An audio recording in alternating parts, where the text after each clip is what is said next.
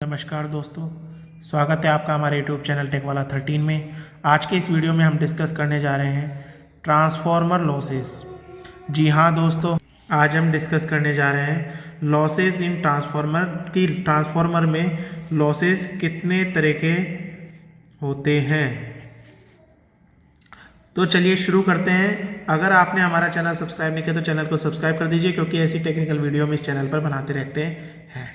तो चलिए शुरू करते हैं कि ट्रांसफार्मर में लॉसेस कितने प्रकार के होते हैं। तो जनरली ट्रांसफार्मर में 4 प्रकार के लॉसेस होते हैं: core loss, copper loss, stray loss और डाइलेक्ट्रिक लॉस।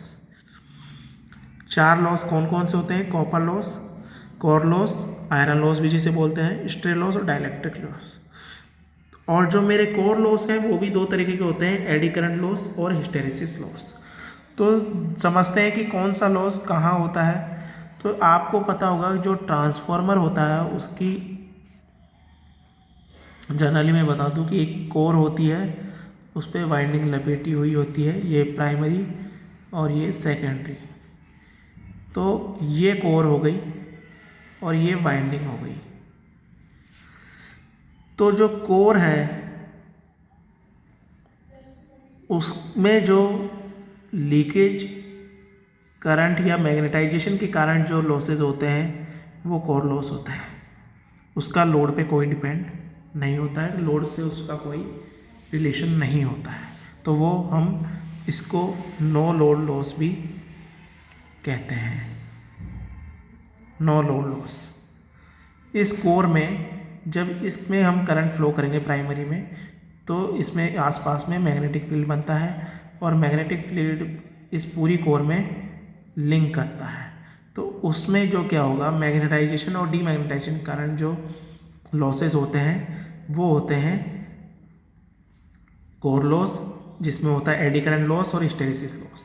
तो लीकेज करंट जो इसमें होता है कोर में, वो क्या करता है, एडी करंट लॉस को प्रोड्यूस करता है। और जो मैग्नेटाइजिंग और डीमैग्नेटाइजिंग होता है, मान लो मैंने इस कॉइल को मैग्नेटाइज किया, तो वो मैग्नेटाइज अगर इस कंडीशन में होगी तो डीमैग्नेटाइज यहाँ होगी। तो ये जो लॉसेस है, मतलब कि मैग्नेटाइज करने में इतना फोर्स लगाया, लेकिन डीमैग्नेटाइजिंग करेंगे तो सेम फोर्स के लिए ये यहाँ होगा और ये यहाँ जाके डीमैग्नेटाइज होगा।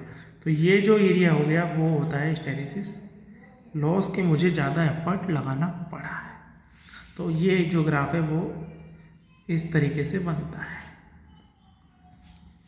कॉपर लॉस, इन वाइंडिंगों का जो इंटरनल रेजिस्टेंस होता है उसके कारण जो लॉसेस होते हैं वो होता है कॉपर लॉसेस, I²R लॉसेस। और ये वाइंडिंग के कारण होता है, जो कि इसके इंटरनल रेजिस्टेंस होता है। स्ट्रे लॉसेस होता है, इसमें जो मैग्नेटिक फील्ड होता है उसमें जब लीकेज हो जाता है, स्ट्रे लॉसेस कहलाता है। डाइलेक्ट्रिक लॉसेस भी, इसकी जो डाइलेक्ट्रिक प्रॉपर्टी है उसके कारण जो लॉसेस होते हैं वो डाइलेक्ट्रिक लॉसेस होते हैं। तो जनरली 4 तरीके के लॉसेस होते हैं ट्रांसफार्मर में: core loss, copper loss, stray loss और डाइलेक्ट्रिक लॉस। आशा करता हूँ यह वीडियो आपको अच्छी लगी होगी, समझ में आ गई होगी। चैनल को लाइक, सब्सक्राइब, कमेंट और शेयर जरूर कर दीजिएगा। नमस्कार दोस्तों, जय हिंद दोस्तों।